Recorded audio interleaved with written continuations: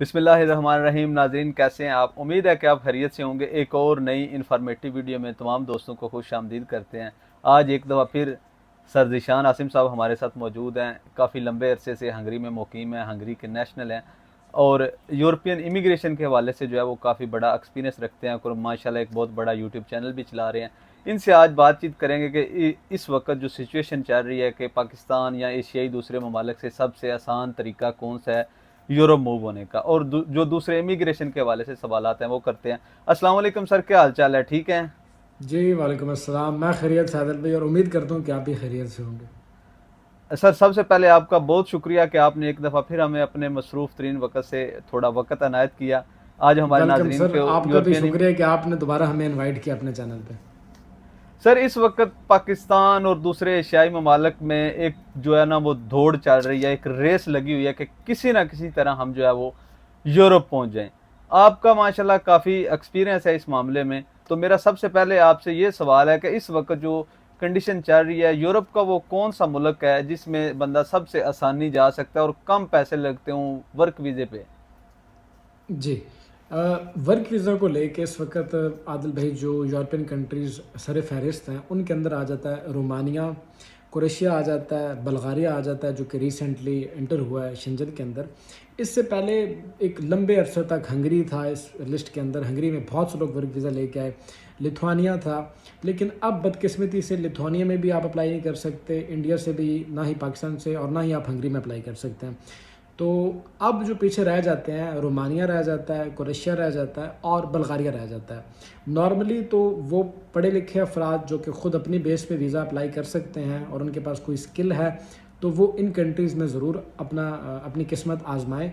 इसके अलावा जो बड़े कंट्रीज़ हैं, इटली, स्पेन या जर्मनी या फ्रांस, तो उनके अंदर जो सर फहरिस्त है वो जर्मनी है। जर्मनी के चांस कार्तिया को लेके पाकिस्तान से भी लोग यहाँ पे आ रहे हैं डायरेक्टली ख़ुद अप्लाई करके।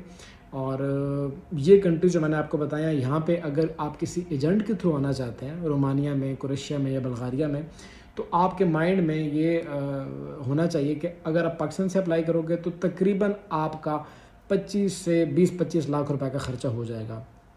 ये आपको मैं कम से कम बता रहा हूँ, पाकिस्तान में से ज़्यादा भी लोग चार्ज कर रहे मतलब हैं। एजेंट इतने लेंगे? जी जी, इतने एजेंट आपसे पैसे पाकिस्तान में ले रहे हैं आजकल, लेकिन अगर आप खुद अप्लाई करेंगे तो फिर तो ऑफकोर्स आपका उतना खर्चा नहीं होने वाला, फिर आपका टिकट का या इंश्योरेंस वगैरह का ही खर्चा होने वाला है। लेकिन अगर आप किसी एजेंट के थ्रू अप्लाई करोगे तो पाकिस्तान में इस वक्त ये रेट चल रहा है इन वीज़ाज़ का।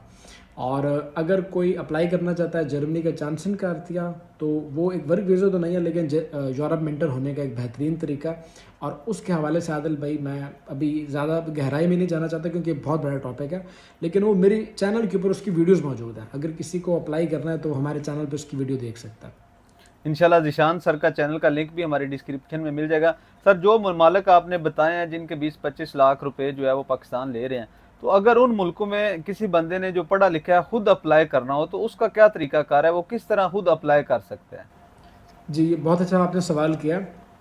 असल में मसला ये है कि जो मेन इशू है वो आ जाता है यहाँ पे कि पाकिस्तान से जो भी लोग अप्लाई करते हैं रोमानिया के अंदर या यूरोप के किसी कंट्री के अंदर भी, तो आप भी इस वक्त आउट ऑफ पाकिस्तान, आपको पता है कि पूरी दुनिया में तो इंग्लिश नहीं बोली जाती।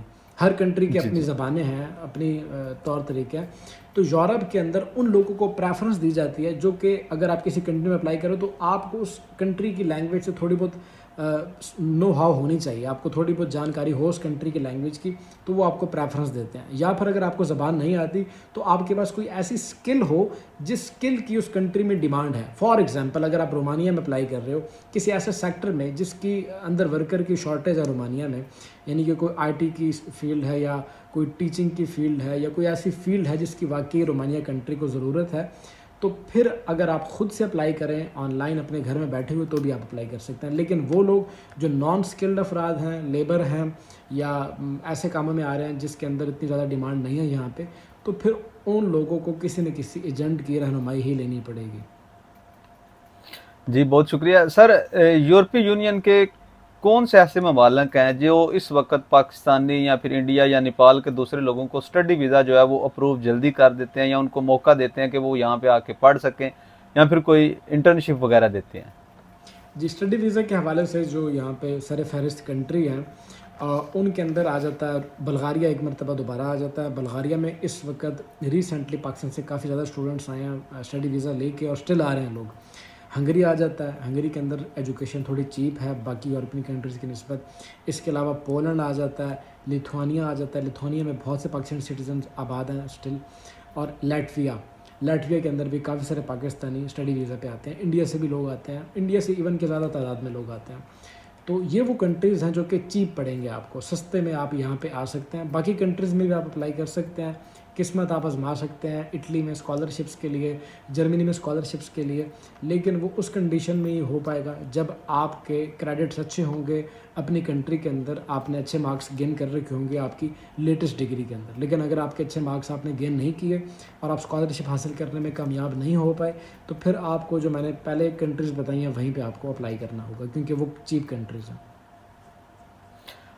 सर एक और मेन सवाल आ जाता है, पाकिस्तान में बहुत सारे लोग इस तरह सोचते हैं कि हमारे मामू वहाँ पे हैं यूरोप में, हमारे चाचू वहाँ पे हैं, हमारे भाई वहाँ पे हैं, तो जैसे ही मेरी जो उम्र है वो 18 साल या 19 साल या 20 साल होनी है तो मैंने यूरोप चले जाना है या मुझे बुला लिया जाना है। इस तरह के ख्वाब भी दिखाए जाते हैं लोगों को।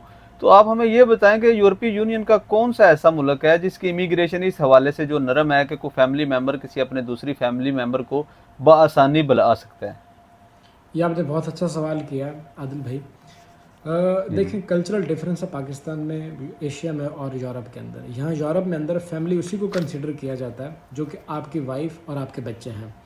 और अगर कोई लड़की यहाँ पे है तो उसका हस्बैंड और उसके बच्चे, उनको फैमिली कंसिडर किया जाएगा। आपके बहन भाई, आपके फादर मदर या आपके भतीजे भांजे, वो आप उनको फैमिली रियूनिफिकेशन की वीज़ा के ऊपर इनवाइट यहाँ पे नहीं कर सकते। फैमिली रियूनिफिकेशन के ऊपर आप सिर्फ अपने बच्चों को और अपनी वाइफ को आप इनवाइट कर सकते हैं, और आप अपने पेरेंट्स को इनवाइट कर सकते हैं उस कंडीशन में कि आपकी यहाँ पे आपको कोई हेल्थ इश्यूज़ हैं या कोई ऐसा प्रॉब्लम है कि आप अपनी फैमिली को, पेरेंट्स को यहाँ पे इनवाइट करना चाहते हैं कि वो आपकी देखभाल कर सकें। तो वो देखने में आता है काफ़ी माइनर सिनेरियो के अंदर कि कुछ कंट्रीज़ अलाउ कर देते हैं कि आप अपने पेरेंट्स को बुला पाएँ, लेकिन ये भांजे भतीजियाँ और ये खाला मामू वगैरह ये पॉसिबल नहीं है। हाँ, वो आ सकते हैं यहाँ पे, वो फैमिली रियूनिफिकेशन के अंदर नहीं आएंगे, फिर वो विजिटर वीज़ा अप्लाई करके आएंगे या टूरिस्ट वीज़ा अप्लाई करके 3 या 6 महीने के लिए आ सकते हैं। माशाल्लाह सर, आपका काफ़ी ज़्यादा एक्सपीरियंस है शेंजन कंट्रीज़ के हवाले से, और दिन ब दिन जो है वो सख्तियाँ बढ़ रही हैं। असाइलम से जो लोग असाइलम अप्लाई करना चाहते हैं, हर मुल्क में सख्तियाँ जो है बढ़ रही हैं। तो इस वक्त बंदा किसी भी तरह स्पोज एट विज़िट पे या किसी भी तरीके से, लोग समझते हैं किसी भी तरीके से यूरोप के किसी भी मुल्क में पहुंच जाता है, तो इस वक्त कौन सा मुल्क है जो असाइलम जो है वो एक्सेप्ट कर लेता है, या फिर जहाँ पे डॉक्यूमेंट वगैरह जो है वो जल्दी बनने के चांसेस है, और कितने टाइम में बन सकते हैं? जी, फ़िलहाल असाइलम तो आपको पता है कि पूरी यूरोप के अंदर आप कहीं पे भी आप क्लेम कर सकते हैं, लेकिन फ़िलहाल जो सिचुएशन है जर्मनी के अंदर, उन्होंने बहुत सख्ती कर दी है। पहले जर्मनी में असाइलम बहुत सबसे बेहतर और अच्छा असाइलम जर्मनी का ही माना जाता था। एक लंबे अरसे तक जर्मनी में असाइलम ईज़िली आप कर सकते थे और आपका असाइलम अप्रूव भी हो जाता था। लेकिन अब एक तो जर्मनी के अंदर उन्होंने ये कर दिया कि अगर आप जर्मनी में असाइलम करोगे तो आपका फ़ैसला वो बहुत जल्दी दे देते हैं, और नॉर्मली नेगेटिव ही आ रहा है, पॉजिटिव डिसीजन नहीं आ रहा है जर्मनी के अंदर।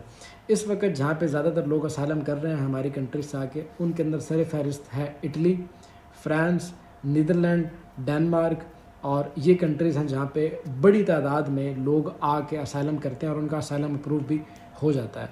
तो इटली के अंदर आई थिंक सबसे ज़्यादा इस वक्त तादाद है असाइलम सीकर्स की, उसके बाद फ्रांस है, और जर्मनी में भी है, लेकिन तादाद पहले की निस्बत अब बहुत कम हो गई है, क्योंकि जर्मनी अब एक तो फ़ैसला जल्दी दे देता है आपके केस के ऊपर, और अगर आपके केस के ऊपर फ़ैसला वो नेगेटिव दें तो वो फिर आपको डिपोर्ट भी कर देते हैं। दोबारा अप्लाई रीअप्लाई वगैरह करने का कोई चांस नहीं होता जर्मनी में? करने का चांस होता है, लेकिन वो डिपेंड करता है जज के ऊपर कि उसने आपका कैसा डिसीजन इशू किया है। अगर तो वो आपका ऐसा डिसीजन दे दे कि वो आपको बिल्कुल क्लियर कर दे वो कि आप बिल्कुल यहाँ पे आपका केस उसको स्ट्रांग नहीं लगा, तो फिर ऐसी कंडीशन में या तो फिर आपको वो पाकिस्तान डिपोर्ट कर देंगे, या उस वक्त अगर आपके पास किसी कंट्री का रेजिडेंस कार्ड वैलिड मौजूद हो तो फिर आपको वो उस कंट्री वापस भेज देंगे। सर जो कंट्री आपने बताया, इनमें सबसे जल्दी जो है वो किस मुल्क के डॉक्यूमेंट वगैरह बन जाते हैं? अगर तो बंदे के पास किसी कंट्री की भी डॉक्यूमेंट नहीं है और वो डंकी वगैरह लगा के आया है, तो फिर सबसे जो फास्ट प्रोसीजर के ऊपर उसके डॉक्यूमेंट बनेंगे वो इटली के अंदर बनेंगे। जी ठीक हो गया। सर अब मेरा आखिरी जो है वो आपसे सवाल है या पैगाम है, जो नाजरीन हमारे पाकिस्तान, इंडिया या बांग्लादेश से हमें देखते हैं और वो यूरोप आना चाहते हैं, आपका चूँकि काफ़ी एक्सपीरियंस है, यूरोप में आप मुकीम हैं एक लंबे अरसे से और यूट्यूब का भी अच्छे से और यूट्यूब भी चला रहे हैं, तो आपका उन दोस्तों को क्या पैगाम है, वो क्या सीख के यूरोप की तरफ आएँ या किस तरह आएँ? जी। जो लोग पाकिस्तान से, इंडिया से या नॉन यूरोपियन कंट्री से यूरोप की तरफ मूव होना चाहते हैं, तो सबसे जो इम्पोर्टेंट चीज़ है गाइस वो है कि आपने कोई ना कोई स्किल सीखनी है। यहाँ यूरोप के अंदर स्किल्ड वर्कर की या स्किल्ड लेबर की बहुत डिमांड है, बहुत शॉर्टेज है स्किल्ड लेबर की। अब स्किल के अंदर ये नहीं कि आपको आईटी स्पेशलिस्ट हों या वेबसाइट डेवलपर हों तो ही आपको स्किल है। स्किल यहाँ पे हर चीज़ को स्किल माना जाता है। इवन कि अगर आप हेयर ड्रेसर हो, हेयर कटर हो, आप शेफ़ हो, आप एक प्रोफेशनल वेटर हो, प्रोफेशनल टीचर हो, आप प्रोफेशनल आप जिम ट्रेनर हो, लेकिन आपके पास उस चीज़ से रिलेटेड कोई सर्टिफिकेट या ऑफिशियल डॉक्यूमेंट्स होने चाहिए। और अगर आप कोई भी स्किल सीख लेते हैं पाकिस्तान से, इवन के वेल्डर की भी स्किल सीख लेते हैं, तो यहाँ उसकी भी बहुत डिमांड है। लेकिन वो लोग जो बगैर स्किल के आ जाते हैं यूरोप में, उनको फिर बहुत धक्के खाने पड़ते हैं। आपने कोई ना कोई स्किल सीखनी है पाकिस्तान से। इवन कि आप आजकल एसी का बहुत काम है, तो एसी फिटर ये से रिलेटेड भी आप काम सीख सकते हैं।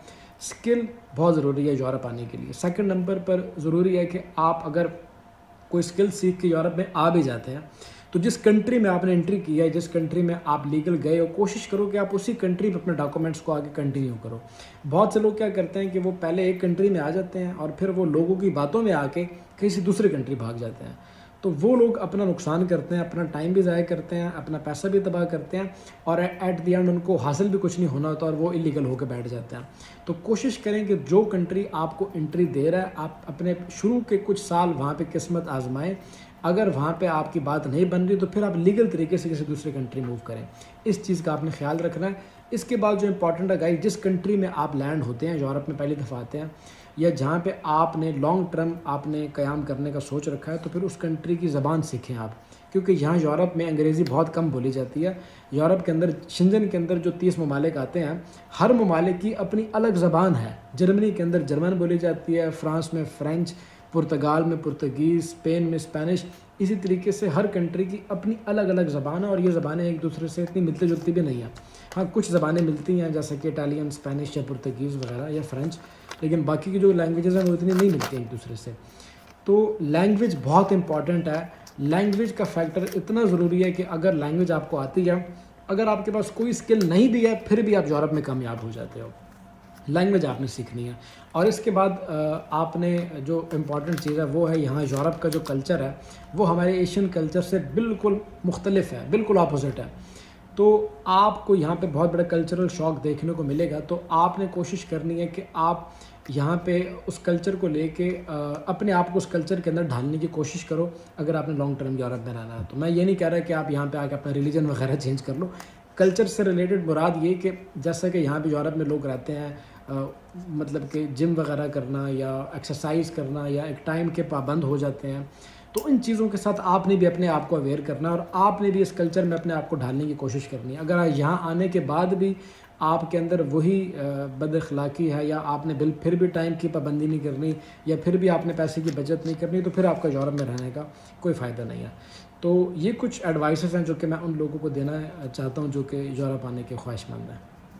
बहुत शुक्रिया सर आपका, एक दफ़ा फिर आपने हमें कीमती वक्त दिया। अगर आपने हंगरी के मतलब मज़ीद मालूमात जानना चाहते हैं तो सर ज़ीशान का चैनल का लिंक आपको डिस्क्रिप्शन में मिल जाएगा, वहाँ से आपको हंगरी के रिलेटेड मुकम्मल डिटेल के साथ मालूमात मिल जाएंगी। बहुत शुक्रिया, बहुत मेहरबानी, अपनी दुआ में याद रखिएगा। अल्लाह हाफिज़, अस्सलाम वालेकुम। अल्लाह हाफिज़।